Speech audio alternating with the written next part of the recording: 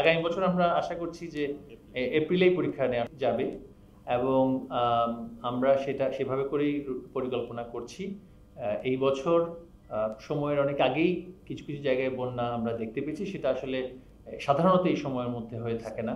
তবে আমাদের আবহাওয়াবিদগণও বলেছেন যে উত্তরাঞ্চলে যে বন্যা পরিস্থিতি যেটা হয় সেটা আবার দক্ষিণাঞ্চলে গিয়ে আবার বছরের মধ্যবর্তী বা আগস্ট মাসে গিয়ে সেটা আবার বেড়ে যাওয়ার সম্ভাবনা থাকে।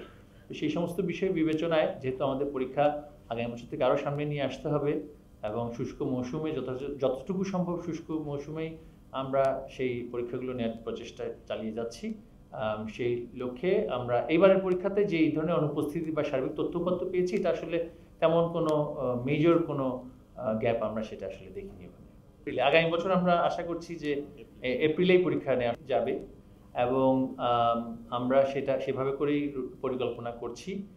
এই বছর সময়ের অনেক আগেই কিছু কিছু জায়গায় বন্যা আমরা দেখতে পেয়েছি, সেটা আসলে সাধারণত এই সময়ের মধ্যে হয়ে থাকে না। তবে আমাদের আবহাওয়াবিদগণও বলেছেন যে উত্তরাঞ্চলে যে বন্যা পরিস্থিতি যেটা হয় সেটা আবার দক্ষিণাঞ্চলে গিয়ে আবার বছরের মধ্যবর্তী বা আগস্ট মাসে গিয়ে সেটা আবার বেড়ে যাওয়ার সম্ভাবনা থাকে। তো সেই সমস্ত বিষয় বিবেচনায় যেহেতু আমাদের পরীক্ষা আগামী বছর থেকে আরও সামনে নিয়ে আসতে হবে এবং শুষ্ক মৌসুমে যতটুকু সম্ভব শুষ্ক মৌসুমেই আমরা সেই পরীক্ষাগুলো নেওয়ার প্রচেষ্টা চালিয়ে যাচ্ছি।